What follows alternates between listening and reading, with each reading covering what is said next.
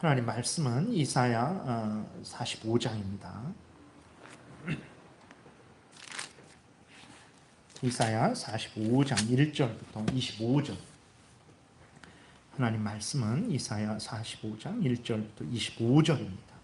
우리 교독하겠습니다. 여호와께서 그의 기름 부음을 받은 고레스에게 이같이 말씀하시되 내가 그의 오른손을 붙들고 그 앞에 열국을 항복하게 하며 내가 왕들의 허리를 풀어 그 앞에 문들을 열고 성문들이 닫히지 못하게 하리라. 내가 너보다 앞서가서 험한 곳을 평탄하게 하며 논문을 쳐서 부수며 쇠빗장을 꺾고 내게 흑암 중에 보화와 은밀한 곳에 숨은 재물을 주어 내 이름을 부르는 자가 나 여호와 이스라엘의 하나님인 줄을 내가 알게 하리라. 내가 나의 종 야곱 내가 택한 자 이스라엘 곧 너를 위하여 내 이름을 불러 너는 나를 알지 못하였을지라도 내게 칭호를 주었노라. 나는 여호와라. 나 외에 다른 이가 없나니 나 밖에 신이 없느니라. 너는 나를 알지 못하였을지라도 나는 내 띠를 동일 것이요 해 뜨는 곳에서든지 지는 곳에서든지 나 밖에 다른 이가 없는 줄을 알게 하리라. 나는 여호와라. 다른 이가 없느니라. 나는 빛도 짓고 어둠도 창조하며 나는 평안도 짓고 환난도 창조하나니 나는 여호와라. 이 모든 일들을 행하는 자니라 하였노라. 하늘이여 위로부터 공의를 뿌리며 구름이여 의를 부를지어다. 땅이여 열려서 구원을 싹트게 하고 공의도 함께 돋게 할지어다. 나 여호와가 이 일을 창조하였느니라. 질그릇 조각 중 한 조각 같은 자가 자기를 지으신 이와 더불어 다툴진대 화 있을진저 진흙이 토기장이에게 너는 무엇을 만드느냐? 또 내가 만든 것이 그는 손이 없다 말할 수 있겠느냐?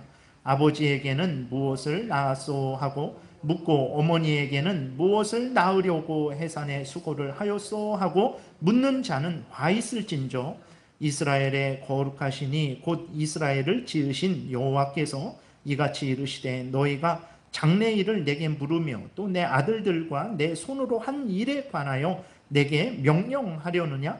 내가 땅을 만들고 그 위에 사람을 창조하였으며 내가 내 손으로 하늘을 펴고 하늘의 모든 군대에게 명령하였노라. 내가 공의로 그를 일으킨지라. 그의 모든 길을 곧게 하리니 그가 나의 성읍을 건축할 것이며 사로잡힌 내 백성을 값이나 갚음이 없이 놓으리라. 만군의 여호와의 말이니라 하셨느니라.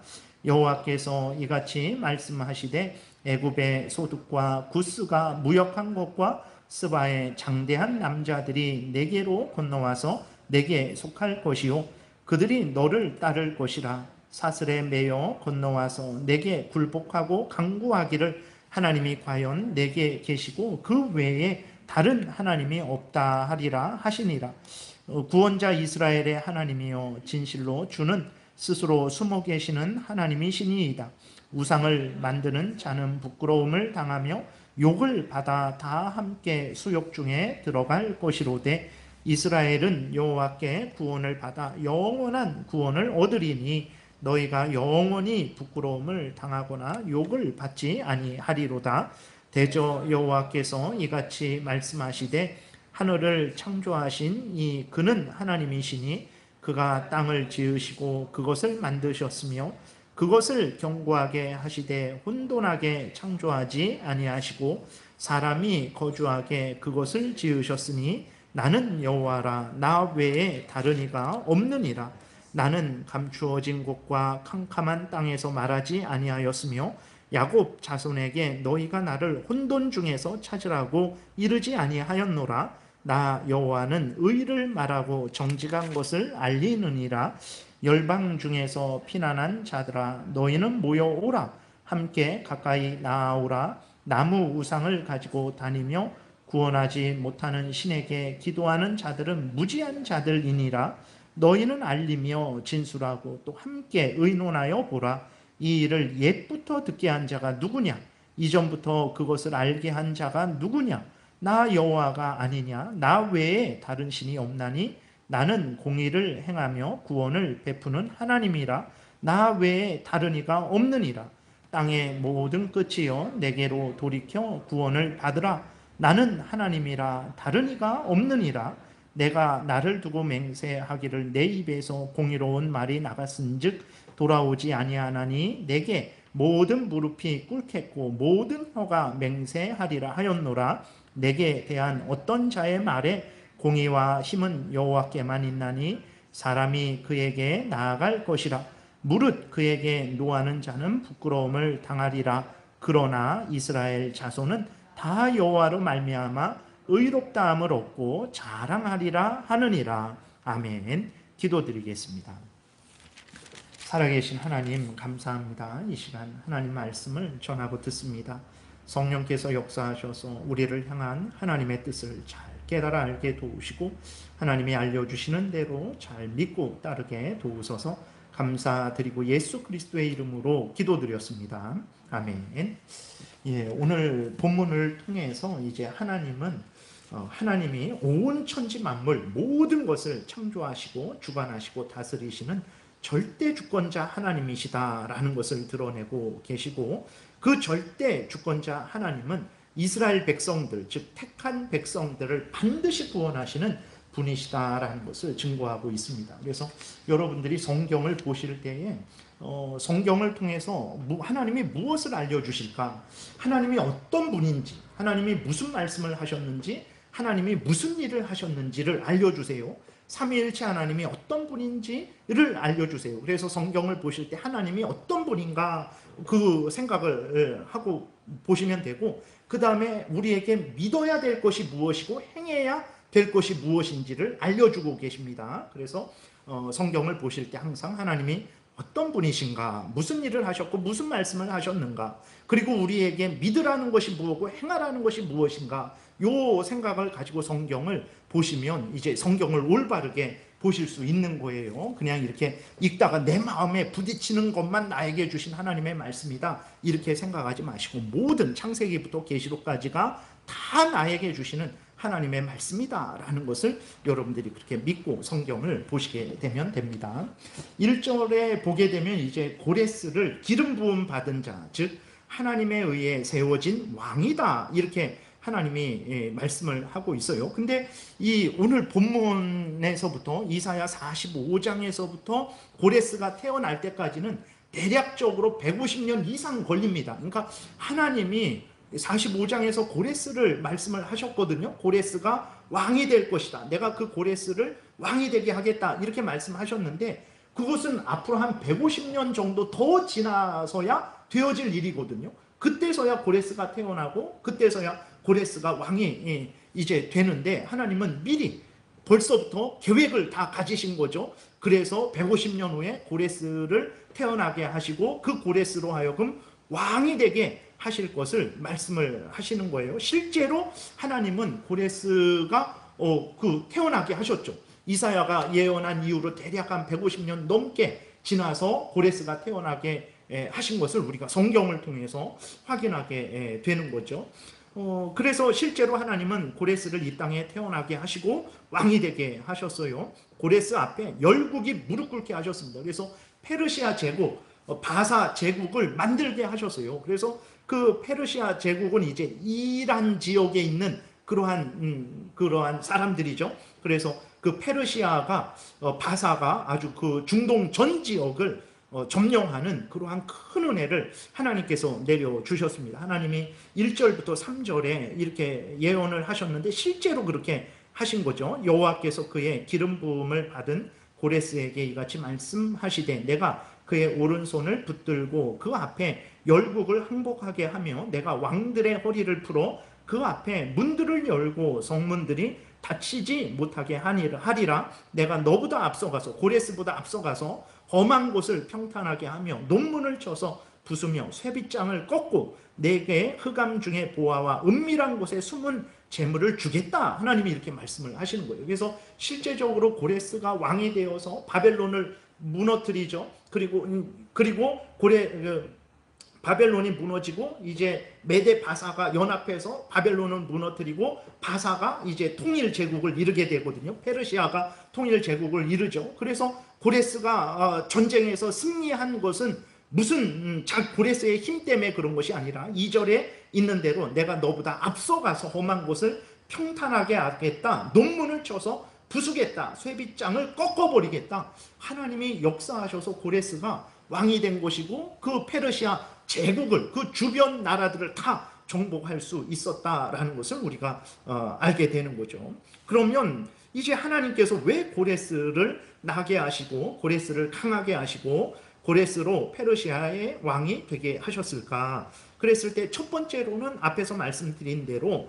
고레스 왕이 이 땅에 태어나고 그 고레스가 왕이 되고 고레스가 페르시아 제국을 점령하는 것을 통해서 하나님은 온 천지 모든 나라, 모든 왕들, 모든 백성들을 하나님의 뜻대로 주관하고 다스리시는, 살게도 하시고 죽게도 하시고 흥하게도 하시고 망하게도 하시는 절대 주권자 하나님이시다라는 것을 드러내기 위해서 하나님께서 고레스를 왕이 되게 하신 거예요. 그래서 고레스가 왕이 아닙니다. 우리들은 우리 눈에 보이는 것들이 중요하죠. 이 인생을 사는 우리들에게 있어서는 눈에 보이는 것들이 전부인 줄 우리는 늘 그렇게 생각을 하죠.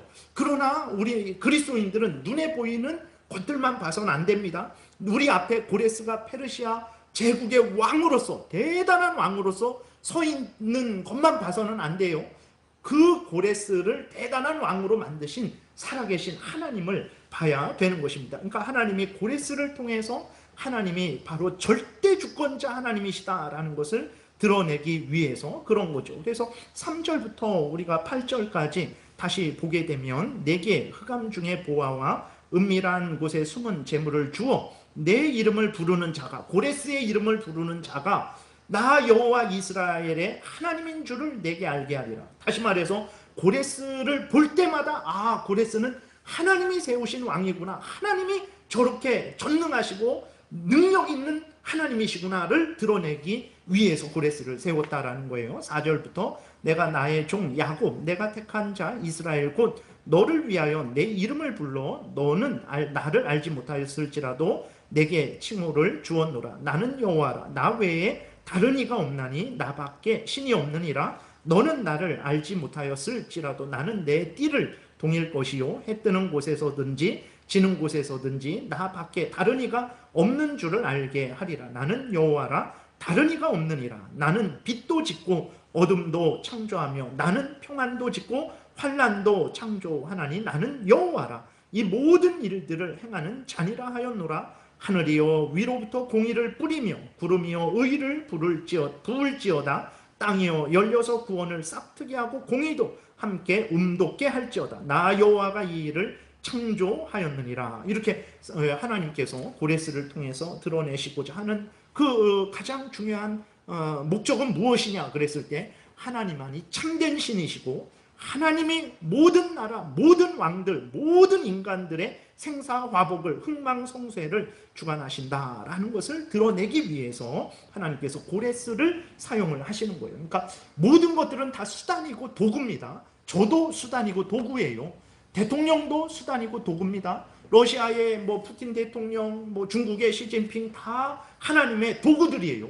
하나님의 전능하신 능력, 주권을 드러내는 도구들이에요. 그래서 여러분들이 저를 볼 때에도 하나님, 저만 보면 안 되고 하나님을 보셔야 되는 거예요. 대통령을 볼 때에도 다른 나라의 흥망성쇠, 인간의 생사화복을 볼 때에도 그 모든 것들을 주관하고 다스리시는 하나님을 보셔야 되는 것입니다. 그러나 이제 이 땅의 사람들은 하나님을 보지 못하죠. 눈에 보이는 것들만 보는 거예요. 눈에 보이는 것들이 전부인 줄만 아는 거죠. 결코 그러지 않습니다. 이스라엘도 그렇고 페르시아도 그렇고 다 하나님의 주권하에 존재하고 번성하고 망하는 그러한 것죠. 오늘날도 마찬가지예요. 말씀드렸듯이 대한민국도 미국도 중국도 러시아도 모두 하나님의 주권하에서 움직여지고 있는 것입니다. 그렇기 때문에 정말 우리 대한민국이 잘 살기를 바란다면, 우리 가정이 잘 되기를 바란다면, 나 자신이 정말 복되기를 바란다면 하나님을 경외해야 돼요. 하나님을 경외하고 하나님을 의지해야 돼요. 그래야 나라가 잘 됩니다. 그래야 우리 직장이 잘 돼요. 그래야 우리 서울시가 잘 되는 거예요. 그래야 우리 가정이 잘 되는 것이고 우리 교회가 잘 되는 거예요. 모든 것은 하나님이 주권적으로 다스리고 통치하고 있기 때문에 우리가 하나님을 전적으로 의지할 때 그 하나님의 주권 하에 있는 모든 것들이 복되게 된다라는 것을 우리가 아주 마음에 새기고 항상 하나님을 이렇게 오직 하나님만이 참된 신이시고 절대 주권자 하나님이다라는 것을 굳게 믿어야 되는 것입니다. 특별히 7절에 보게 되면 나는 빛도 짓고 어둠도 창조하며 나는 평안도 짓고 환난도 창조한다 그랬어요. 이것이 바로 인간의 생사화복 흥망성쇠 모든 것들을 하나님이 주관하신다라는 거예요. 빛도 짓고 어둠도 창조한다. 평안도 짓고 환난도 창조한다. 빛도 어둠도 하나님의 주관하에 있는 거예요. 환난도 평안도 다 하나님의 주관하에 있다라는 것을 우리는 명심해야 되는 것입니다. 악한 사탄 마귀 우리는 어떻게 생겼는지도 모르고 악한 사탄 마귀가 어떻게 우리에게 다가오는지도 몰라요. 영적인 존재라서 그 존재를 인식할 수가 없어요, 우리들은. 그런데 그리고 악한 사탄 마귀는 어떻게 합니까? 계시록 13장에 보게 되면 사탄 마귀가 바다에서 올라온 짐승, 다시 말해서 세속 권력, 국가 세력, 그런 세상의 아주 그 권세, 통치자를 가지고 하나님의 택한 백성들을 이제 핍박을 하죠. 그리고 땅에서 올라온 짐승이 있어요. 그건 거짓 종교, 인간의 악한 사상, 인간 중심적인 악한 사상들, 그러한 것들을 가지고 또 하나님의 택한 백성들을 핍박하고 그리고 불신앙을 가진 자들을 이제 미혹하죠.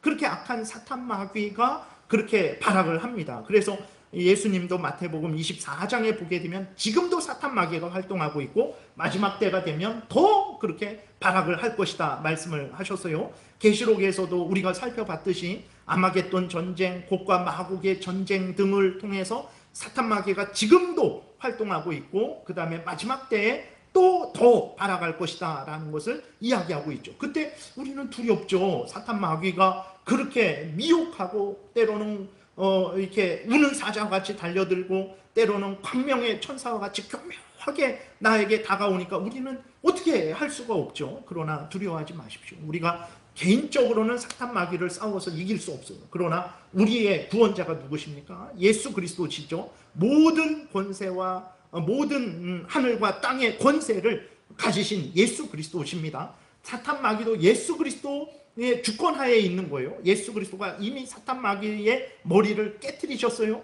예수 그리스도가 사탄 마귀를 결박하셨습니다. 사탄 마귀는 무적행에 던져진 상태예요. 사탄 마귀가 활동할지라도 무적행의 쇠사슬에 묶여있는 상태에서 지금 발악을 하는 것뿐입니다. 우리가 사탄 마귀를 이길 수 없지만 우리 구주 예수 그리스도를 의지하게 되면 예수 그리스도의 능력으로 사탄 마귀와 맞서 싸워 이길 수 있어요. 하나님의 절대 주권으로 우리는 보호를 받고 있다는 것을 우리가 기억을 해야 됩니다. 사탄 마귀도 하나님의 주권하에 있는 거예요. 하나님하고 대등한 관계가 아닙니다. 절대 그렇게 생각하면 안 돼요. 하나님이 절대 주권자고 피조물이라는 것, 사탄 마귀는 천사인데 타락한 천사라는 것을 늘 잊지 말아야 됩니다. 재앙도 평안도 하나님의 주권하에 있는 거예요. 죄도 마찬가지입니다. 죄의 역사, 오늘날에 우리 주변에서 그 죄가 횡행하고 악인들이 형통하는 것을 보게 되면 우리는 너무나 고통스러워요. 근데 그것도 하나님의 주권하에 있는 거예요. 새벽에 말씀드렸지만 그럼 왜 하나님이 그 죄를 이 땅에 허용하시냐? 하나님의 뜻이 있어서 그래요. 잠언 16장에서 모든 것을 하나님이 가장 적당하게 알맞게 지었는데 악인도 악한 날에 적당하게 지으셨다 그랬어요. 그럼 왜 그 악인들을 지으셨냐? 악인들을 왜 허용하시냐? 그랬을 때에 그 악인들이 자신들의 죄를 핑계할 수 없도록 그 악인들의 악행이 그들의 그 심판의 근거가 되는 거죠. 악인들이 그 얼마나 스스로 악한지를 하나님께서 드러내 보이시는 것이고 그 다음에 그 악인들을 통해서 악인들을 벌하십니다. 예, 그래서 뭐 우크라이나 러시아 전쟁 물론 침략한 푸틴이 잘못이죠. 그리고 핍박 이렇게 그 피해 보는 우크라이나 사람들 불쌍하죠. 그런데 그 모든 곳에서는 이제 또 우리는 하나님께서 또 우리는 자세히 알지 못하지만 하나님의 뜻을 이루신다라는 것을 우리는 알아야 됩니다. 그래서 뭐 다 그런 거는 아니지만 우크라이나가 정말로 타락한 나라죠. 그렇다고 뭐 푸틴이 잘했다 절대 그거 아니에요. 그러니까 하나님은 악인을 들어서 악인도 벌하십니다. 우크라이나가 뭐죠? 그 애기 대리모의 제일 세계에서 그 대리모 아주 제일 산업이 아주 횡행한 곳이 우크라이나예요. 너무나 그 악이 아주 우크라이나가 의외로 그 악이 엄청나게 횡행한 곳입니다. 그러니까 자세한 거는 알 수 없어요, 우리는. 그러나 분명한 것은 하나님이 악인을 통해서 악인을 벌하시기도 하고 하나님이 악인을 통해서 우리 하나님의 택한 백성들을 벌하시기도 합니다. 우리가 범죄할 때 하나님께서 그 악인에게 어떤 피해를 받게 하시는 거예요. 그 하나님이 직접 우리를 징계하실 수 있는데 하나님이 그 악인을 통해서 우리를 징계하시기도 하는 거죠. 그리고 악인을 통해서 우리를 연단하시기도 하는 거예요. 그렇기 때문에 악인도 죄도 하나님의 주권하에서 움직여지는 것이다 라는 것을 우리가 분명히 믿어야 됩니다. 정말 그런가? 시편 76편 10절에 보게 되면 진실로 사람의 노여움은 주를 찬송하게 될 것이요 그 남은 노여움은 주께서 금하시리라. 사람의 노여움, 분노, 그 악이 어떻게 됩니까? 하나님께서 주관하고 다스리시니까 그 분노도 하나님을 찬송하는 열매가 맺게 되는 거예요. 그리고 남은 분노가 있습니다. 더 분노하려고 했더니 하나님께서 그 분노를 제어하시는 거예요. 이제 그것을 없애시는 거죠. 하나님께서 주관하고 다스리시는 거죠. 창세기 50장 20절에서도 요셉이 형들에게 말을 하는 거예요. 당신들은 나를 해하려 하였으나 악을 행한 거예요. 죄를 행한 거죠. 그런데 하나님이 어떻게 하셨습니까? 그것을 선으로 바꾸사 형들의 죄악을 선으로 바꾸셔서 이스라엘 백성들이 구원 얻게 애굽에서 큰 민족으로 번성하는 그 계기를 만들어 두신 거죠. 오늘과 같이 많은 백성의 생명을 구원하게 하시려 하셨나니라고 이렇게 기록되어 있습니다. 그래서 하나님께서 고레스를 통해서 드러내시는 것이 무엇이냐 그랬을 때에 바로 하나님이 절대 주권자 하나님입니다. 하나님은 이스라엘만의 하나님인 줄 알았죠? 그러지 않습니다. 하나님은 이스라엘만의 하나님이 아니라 물론 이스라엘은 구원자로서의 하나님이죠. 그러나 전지전능하신 창조주 하나님으로서 하나님은 페르시아, 바벨론, 이집트, 애굽, 중국, 북한 모든 나라, 모든 인간들을 주관하고 다스리시는 하나님이시다. 절대 주권자 하나님이시다라는 것을 이제 드러낸 거예요. 페르시아 왕도 하나님에 의해서 세워지고 폐위되는 것이다. 내가 모든 나라의 왕들을 세우고 거기에서 이제 힘도 주고 거기에서 그 왕이 이제 폐위되게 하는 것도 내 주권이다라는 것을 드러내시는 것입니다. 두 번째로는 하나님이 왜 고레스를 왕으로 삼으셨냐 그랬을 때에 하나님께서 이스라엘 백성들을 구원하시기 위해서 그래요. 하나님께서 이스라엘 백성들이 범죄해서 바벨론으로 포로로 끌려가게 했죠. 그래서 70년 동안 포로 생활하게 하셨습니다. 그런데 하나님이 그 바벨론이 망하게 하셨어요. 그리고 페르시아 제국이 들어서게 하셨죠. 그래서 페르시아 제국의 초대 왕이었던 고레스를 통해서 하나님께서 이스라엘 백성들을 다시 예루살렘으로 돌아오게 하시려고 고레스를 하나님께서 왕으로 하나님의 일꾼으로 하나님의 도구로 하나님께서 세우셨다라고 성경이 말을 하고 있는 거예요. 그런데 문제는 무엇입니까? 이러한 하나님의 절대 주권, 하나님의 참 지혜로운 계획, 하나님의 은혜와 사랑, 그러니까 이스라엘 백성들이 사실은 멸망당해야 됩니다. 얼마나 이스라엘 백성들이 하나님을 거역하고 하나님을 배반하고 진짜 하나님을 버리고 우상을 섬겼는지 몰라요. 이스라엘 백성들은 멸망받아 마땅한 거예요. 그러나 하나님이 멸망시키지 않고 바벨론으로 70년 동안 포로로 끌려가게 하시고 그 다음에 회개하고 돌이키게 하시는 그러한 계획, 그러한 은혜를 하나님께서 세우시고 그 일을 실행하실 것이다 라고 하나님이 그렇게 지금 말씀을 하고 계시는 거예요. 그런데 이러한 하나님의 절대 주권, 지혜로운 계획, 은혜와 사랑을 모르는 그 이스라엘 백성들, 그리고 또 모든 다른 그러한 인간들은 어떻게 합니까? 하나님을 향해 따지고 물어요. 이스라엘 백성들이 하나님이 우리 하나님이시라면 왜 우리가 전쟁을 당해야 됩니까? 왜 우리가 전쟁에서 승리하지 않고 패배해야 됩니까? 왜 우리가 바벨론의 포로로 끌려가서 그 고생을 해야 됩니까? 왜 우리가 고난당해야 됩니까? 라고 하나님께 따져 묻는 거예요. 하나님이 지혜가 없고 능력이 없어서 그런 것 아닙니까? 라고 하나님께 따져 묻는 거예요.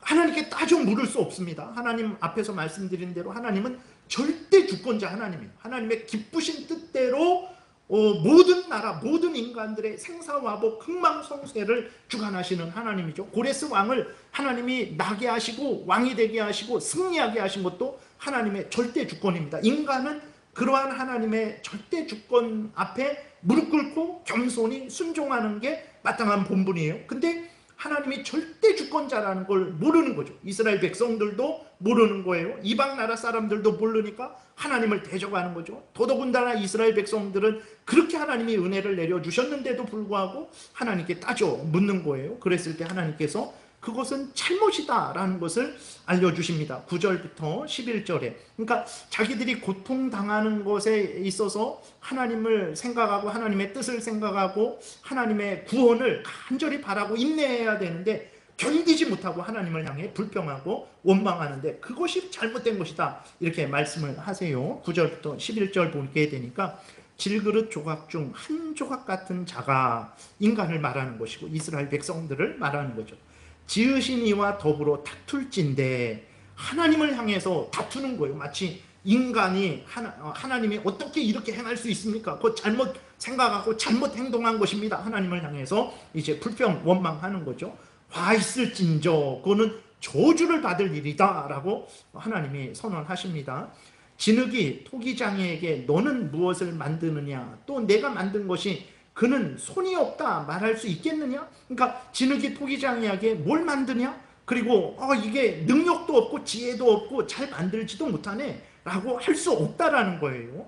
아버지에게는 무엇을 낳았소 하고 묻고 어머니에게는 무엇을 낳으려고 해산의 수고를 하였소. 그러니까 자식이 부모에게 왜 날 낳습니까? 왜 이렇게밖에 못 낳습니까? 그거는 있을 수 없는 일이에요. 그거는 저주받을 일이라는 거예요. 그러나 우리들은 죄인들이라서 부모님에게 그러한 반항의 말을 하는 것을 당연히 여기죠. 아니 부모님이 저에게 해준 게 뭐가 있어요? 돈을 뭐 주셨어요? 뭘 해주셨어요? 라고 우리는 그렇게 당연하게 그렇게 부모님에게 반항을 하는데 그것은 있을 수가 없는 일입니다. 저주를 받을 일이다 라고 말을 하는 거예요. 하물며 자식이 부모에게 그렇게 말하는 것도 저주받을 일인데 인간이 하나님에 대해서 그렇게 말하는 것은 있을 수가 없는 일이다 라고 하나님이 그렇게 이스라엘 백성들을 향해서 책망을 하시는 거죠. 이러한 잘못을 오늘 그리스도인들도 동일하게 행하죠. 조금만 어렵고 힘들면 우리 입에서 인내하겠습니다. 하나님 은혜를 내려주세요. 하나님 내가 내 자신을 돌아보니 내가 이 재앙을 당할 만합니다. 나의 죄를 용서해 주시고 속히 하나님 저를 구원해 주세요. 이러한 기도를 합니까? 불평하고 원망하고 하나님이 언제 내 기도를 들어주셨습니까? 하면서 그렇게 한없이 하나님 앞에 불평하고 원망을 하는 거죠. 이것이 잘못된 일입니다. 인간이 하나님을 향해서 하나님이 하시는 일을 보고 지혜 없다, 능력 없다, 왜 그렇게 하냐 할 수 있는 존재가 절대 아니에요. 하나님은 절대 주권자 하나님이십니다. 인간이 이렇게 생긴 거, 왜 인간의 손이 팔이 한 10개 되면 좋잖아요. 이 일도 하고 저 일도 하고 많이 머리도 한 10개 되어갖고 이 생각도 하고 저 생각도 하고 이 계획도 세우고 저 계획도 세우고 그렇게 하면 좋잖아요. 근데 이렇게 만드셨단 말이에요. 그거는 하나님의 뜻입니다. 지혜로우신 하나님께서 가장 알맞게 우리를 만드신 거예요. 인간이 하나님이 만드신 것에 대해서 왈가왈부할 수 없는 존재인데 인간은 항상 그렇게 하나님을 향해서 그렇게 마치 자기가 하나님보다 지혜로운 것처럼 왜 하나님이 이렇게 만드셨습니까? 왜 하나님 지금 일을 이렇게 이끌어가고 계십니까? 저렇게 이끌어 가셔야 되는데 왜 하나님 이것을 모르십니까? 막 이렇게 하나님께 불평을 하는 건데 절대 그럴 수 없는 존재라는 것을 하나님께서 여기에서 분명하게 말씀을 하고 있는 것입니다. 인간은 하나님을 경외하고 하나님의 지혜로우신 뜻에 절대적으로 믿고 따라야 될 존재라는 것을 우리가 잊어서는 안 되는 것입니다. 하나님은 지혜가 없지도 않습니다. 능력이 없지도 않아요. 그러므로 하나님의 그 역사하심, 이스라엘 백성들을 하나님이 바벨론 포로로 끌려가게 하신 거, 고난을 당하게 하신 거 괜히 그러신 거 아니에요. 이스라엘 백성들을 사랑하셔서 이스라엘 백성들로 죄를 회개하고 돌이키게 하시기 위해서 하나님께서 바벨론으로 포로로 끌려가게 하셨는데, 이스라엘 백성들은 왜 우리를 바벨론에 멸망하게 하십니까? 왜 우리를 포로로 끌려가게 하십니까? 하나님 그러실 수 있습니까? 라고 하나님께 불평을 하는 거죠. 그것이 잘못됐다라는 거예요. 하나님의 그러한 지혜롭고 은혜로운 인도하심, 용서하심, 은혜의 주심에 대해서 우리는 분명히 깨달아 알고 불평불만하지 말고 하나님께 무릎 꿇고 하나님께 감사하고 기꺼이 즐거이 인내하고 순종하는 삶을 살아야 됩니다. 물론 힘들고 어려우면 은혜를 구하면 됩니다. 하나님이 채워주세요. 그리고 너무 답답하면 하나님은 어떻게 될지 알려달라고 하면 하나님께서 또 은혜로 우리에게 또 이렇게 길을 열어 보여주시기도 하는 거예요. 그렇기 때문에 이러한 하나님을 이러한 것이 있으니까 우리가 답답해하고 그럼 난 뭔가 그렇게 할 필요 없어요. 살아계신 하나님을 우리는 더욱 경외하고 의지하는 것이 우리 본분임을 다시 한번 이렇게 마음에 새겨야 되는 것입니다. 하나님은 이제 다시 하나님의 절대 주권자이심을 선언하세요. 이스라엘 백성들, 너희들이 그렇게 생각하고 나에게 그렇게 따지는 것은 잘못됐다라고 하시면서 하나님께서 하나님이 절대 주권자라는 것을 다시 선언하십니다. 12절부터 14절에 보게 되니까 내가 땅을 만들고 그 위에 사람을 창조하였으며 내가 내 손으로 하늘을 펴고 하늘의 모든 군대에게 명령하였노라. 내가 공의로 그를 일으킨지라. 그의 모든 길을 곱게 하리니 그가 나의 성읍을 건축할 것이며, 그러니까 여기에서 고레스를 말하는데, 고레스를 통해서 내가 이스라엘 백성들을 돌아가게 하고 예루살렘으로 돌아가게 하고 내가 성전을 건축하게 하겠다, 이렇게 하나님이 말씀을 하시는 거죠. 사로잡힌 내 백성을 값이나 가품이 없이 놓으리라. 만군의 여호와의 말이니라 하셨느니라. 여호와께서 이같이 말씀하시되 애굽의 소득과 구스가 무역한 곳과 스바의 장대한 남자들이 내게로 건너와서 내게 속할 것이요 그들이 너를 따를 것이라. 사슬에 매여 건너와서 내게 굴복하고 간구하기를 하나님이 과연 내게 계시고 그 외에는 다른 하나님이 없다 하리라 하시니라. 이제 하나님께서 그 애굽, 그 다음에 그 모든 주변 나라들을 고레스에게 복종케 하시게 한다라는 거죠. 그래서 이스라엘 백성들을 하나님께서 구원하게 하신다라는 거예요. 이것이 하나님의 주권적인 뜻이다, 이렇게 말씀을 하십니다. 그리고 15절에 보게 되면 구원자 이스라엘의 하나님이요 진실로 주는 스스로 숨어 계시는 하나님이시니이다. 이것은 무엇이냐면 이제 이스라엘 백성들에게 일시적으로 재앙을 주셨어요. 포로로 끌려가게 하셨을 때 이스라엘 백성들이 어떻게 느꼈습니까? 하나님이 멀리 계시는 것처럼, 하나님이 숨어 계시는 것처럼 이렇게 이스라엘 백성들은 느낀 거죠. 그러니까 하나님이 진실로 숨어 계십니다라고 하는 것은 하나님께서 이스라엘 백성들의 평안과 재앙을 주관하시는 분이십니다 라는 것을 이제 나타내는 것입니다. 우리도 마찬가지죠. 고난을 당할 때 하나님이 응답해 주시지 않으면, 당장 그 고난을 우리에게서 없애 주시지 않으면 마치 하나님이 멀리 계신 것 같아요. 하나님이 나와 함께 계시지 않은 것 같고 하나님이 숨어 계신 것 같아요. 하나님이 내 기도를 듣지 않는 것 같아요. 욥처럼 이리 가도 저리 가도 앞으로 가도 뒤로 가도 하나님을 찾을 수가 없는 그런 느낌을 받게 되는 거죠. 그럴 때에, 그런 느낌을 받을 때에 절망하면 안 됩니다. 이 의미는 하나님이 뜻이 있어서 나에게 재앙을 내려주시는 거구나 라는 것을 깨달아 알고 하나님께서 그 재앙을 이제 거두어 가시기를 위해서 간절히 기도해야 되고, 그때까지 우리는 겸손히 인내하면서 하나님을 경외해야 되는 것입니다. 그러니까 하나님이 안 계신 것처럼 느껴질 때에 나의 평안과 재앙이 하나님의 주권하에 있는 것이구나를 깨달아 알고 하나님을 더 의지하는 삶을 살아야 된다라는 거예요. 이제 그러면서 하나님은 이스라엘 백성들을 절대로 버리지 않으시고 구원하실 것임을 다시 한번 약속하고 계십니다. 16, 17절에 우상을 만든 자는 부끄러움을 당하며 욕을 받아 다 함께 수욕 중에 들어갈 것이로되 이스라엘은 여호와께 구원을 받아 영원한 구원을 얻으리니 너희가 영원히 부끄러움을 당하거나 욕을 받지 아니하리로다. 그러니까 우리가 인생을 살아가다 보면은 이제 하나님이 숨어 계신 것 같잖아요. 불안하고 두렵습니다. 눈에 보이는 대통령을 의지하는 자, 마포 경찰서장을 의지하는 자들은 형통하단 말이에요.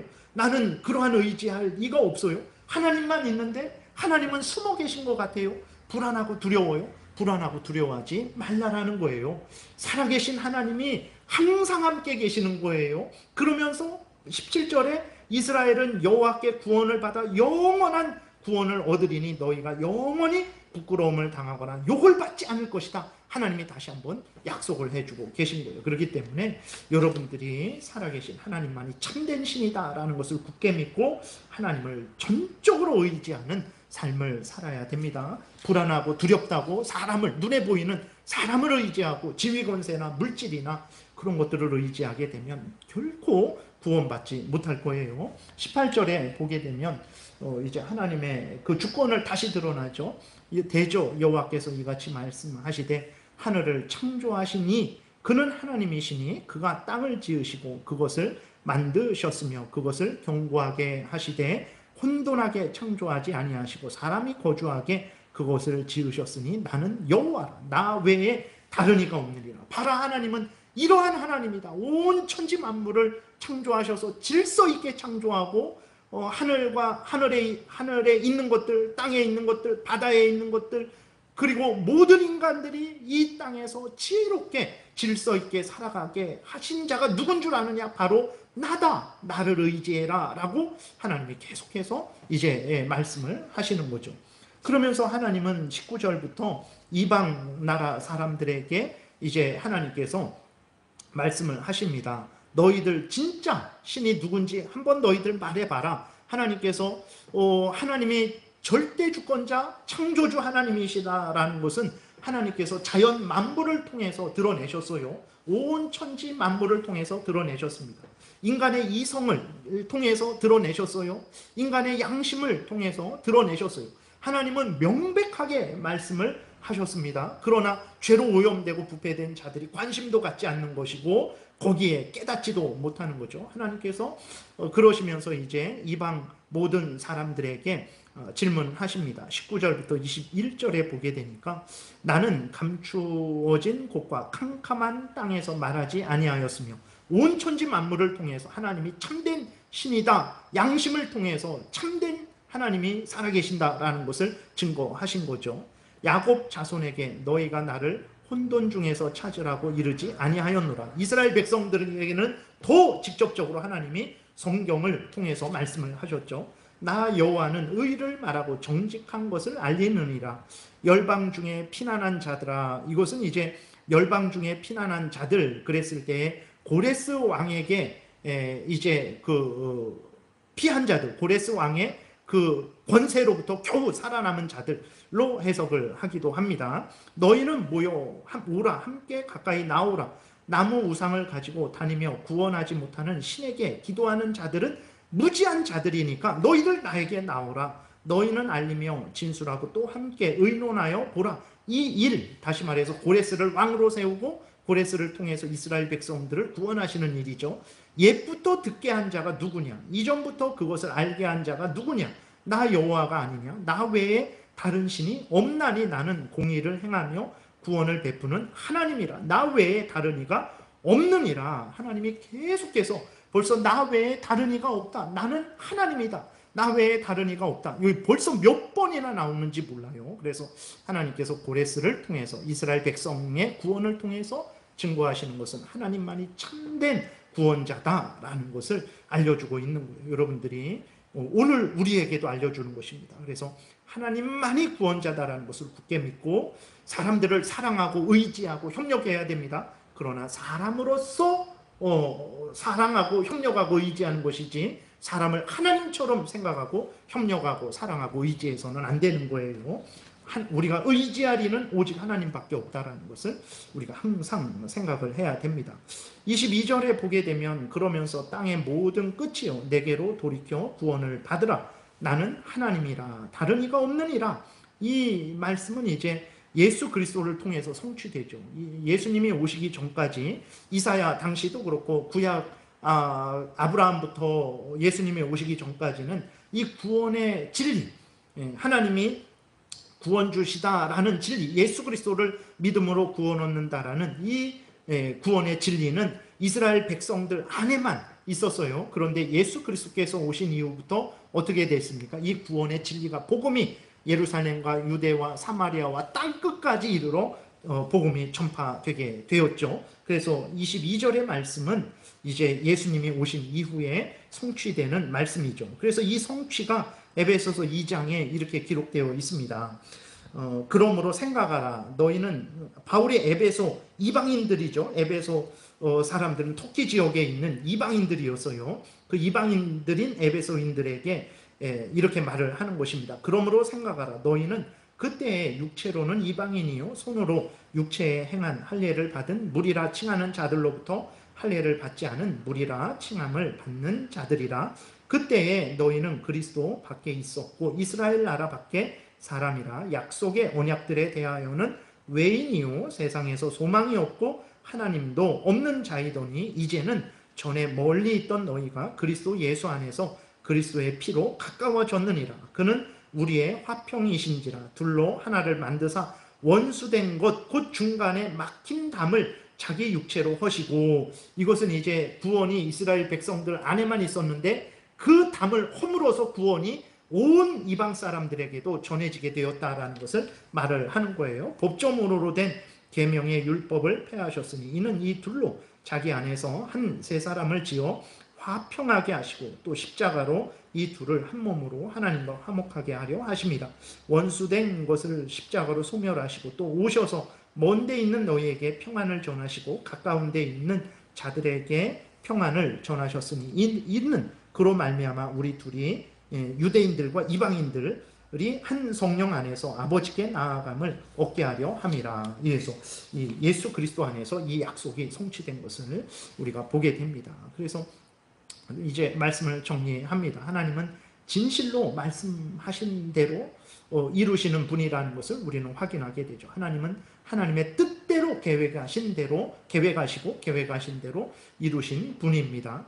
우리의 하나님은 이런 분이라는 것을, 절대 주권자 하나님이라는 것을, 우리 교회에서만의 하나님이 아니라 모든 천지 만물, 모든 나라, 모든 왕들, 모든 사람들을 주관하고 다스리시는 절대 주권자 하나님이시고, 그 하나님이 우리의 예수 그리스도 안에서 구원자가 되셨다라는 것을, 아버지가 되어주셨다라는 것을 우리는 분명하게 믿어야 됩니다. 그래서 두려워하지 할 필요가 없어요. 근데 정말 어렵죠. 뭐 태풍이 지금 오죠. 어떤 피해를 줄지는 모르죠. 그리고 또 우리가 인생을 살다 보면 물질이 없는 것으로 인해서 얼마나 그 앞날이 막막합니까? 어떤 지위 권세가 없는 것으로 인해서 얼마나 우리가 어떤 그런 혜택을 누리지 못합니까? 그럴 때 정말 하나님을 의지하는 게 이게 옳은가? 내가 가는 이 길이 맞는가? 우리는 그렇게 생각을 하게 되죠. 맞습니다. 여기에서 45장을 통해서 그것을 계속해서 보여줬잖아요. 나밖에 신이 없다. 나는 절대 주권자 하나님이다. 이스라엘의 흥망성쇠를 주관하는 하나님뿐만 아니라 페르시아의 그 이방 나라잖아요. 페르시아의 왕도 세우고 폐위시키는 그 절대 주권자 하나님이다. 그런데 그 하나님이, 절대 주권자 하나님이 나는 이스라엘의 하나님이다. 택한 백성들의 하나님이다. 이렇게 말씀을 하고 있는 거예요. 우리의 하나님이십니다. 그래서 정말 하나님을 여러분들이 전적으로 의지하고 있다면 누구를 의지하는 것보다도 가장 복되고 안전한 것이라는 것을 명심해야 됩니다. 근데도 우리는 믿지 않아요. 믿지 않습니다. 하나님이 이 같은 말, 창세기부터 계시록까지 똑같은 말이에요. 똑같은 말, 하나님이 참된 신이고 절대 주권자고 참된 예수 그리스도 안에서 구원자시고 하나님을 믿고 의지하는 자는 반드시 구원을 얻고 예수 그리스도 믿지 않는 자는 영원한 지옥불에 던져지고, 이 전체적인 말인데 하나님이 이사야를 통해서 또 말씀하시고 또 이사야 66장을 통해서 말씀하시고 예레미야를 통해서 또 말씀하시고 에스겔을 통해서 또 말씀하시고 마태를 통해서 또 말씀하시고. 왜 그렇습니까? 우리가 계속해서 들어도 잊어버리고 들어도 마음에 새기지 않고 일주일 지나면 들은 말씀 또 잊어버리고, 그러니까 하나님이 계속해서 말씀을 하시는 거예요. 그 핵심은 하나님이 참된 신이시고 하나님을 믿으면 반드시 이 땅에서도 보호를 받고 죽어서 영원히 천국에 가게 된다라는 거예요. 23절 24절 끝으로 보게 되니까 내가 나를 두고 맹세하기를 내 입에서 공의로운 말이 나갔은즉 돌아오지 아니하게 할 것이다. 사람들은 말을 해놓고 꿀꺽 다시 집어먹잖아요. 말 취소 말을 어기잖아요. 근데 하나님은 말씀하셨다가 취소하는 분이 아니라 돌아오지 않는데요. 왜 그렇습니까? 그 말은 반드시 성취되기 때문에 그렇다라는 거죠. 내게 모든 무릎이 꿇겠고, 지금은 권세 잡은 자, 돈 있는 자 앞에 모든 무릎이 꿇는 것 같은데 아닙니다. 하나님 앞에 모든 무릎이 꿇게 될 거예요. 모든 혀가 맹세하게 되리라. 24절 내게 대한 어떤 자의 말에 공의와 힘은 여호와께만 있나니 사람들이 그에게로 나아갈 것이라. 여러분 하나님께로 나아가십시오. 공의와 힘은 하나님에게만 있습니다. 구원은 하나님께만 있는 거예요. 무릇 그에게 노하는 자는 부끄러움을 당하리라. 영원히 지옥불에 던져지겠죠. 그러나 이스라엘 자손은 다 여호와로 말미암아, 이스라엘은 하나님의 택한 백성들을 의미하는 거예요. 그리스도인들을 의미하는 겁니다. 우리를 의미하는 거예요. 다 여호와로 말미암아 의롭다함을 얻고 자랑하리라. 진실로 하나님의 말씀입니다. 하나님의 말씀을 굳게 믿고 흔들리지 마시고 그 구원 계획이 완전히 성취될 때까지 하나님을 전적으로 믿고 의지하시는 여러분들 되시기를 바랍니다. 기도드리겠습니다. 살아계신 하나님 아버지 감사합니다. 끊임없이 하나님은 온 천지 만물을 통해서 무엇보다도 하나님의 말씀인 이 성경 말씀을 통해서 하나님만이 참된 창조주시며 구원주시며 절대 주권자 하나님이시다라는 것을 우리에게 끊임없이 알려주고 있는데, 우리는 수천 번 수만 번 들었으면서도 확신하지 못하고 믿고 의지하지 못하고, 그래서 불안해하고 두려워하고 어찌할 바를 알지 못하고 방황하고 사람들을 찾아 헤매는 어리석은 삶을 살고 있습니다. 언제까지 살아계신 하나님의 말씀을 믿지 않고 방황하는 인생을 살아야 되겠습니까? 이제 하나님 말씀대로 하나님을 절대 주권자로 믿고 우리의 모든 일생을, 생명을 하나님 앞에 의탁하고 하나님이 명하신 모든 일들을 열심히 행하게 도우소서. 때가 되면 우리 구주 예수 그리스도께서 이렇게 산 우리들을 영원한 천국으로 인도하여 주셔서 그 영광을 누리게 하실 줄을 믿사오니 흔들리지 말고 주님 오실 때까지, 우리가 천국에 갈 때까지 굳게 서서 하나님 경외하며 말씀대로 살게 도우소서. 예수 그리스도의 이름으로 기도드렸습니다. 아멘.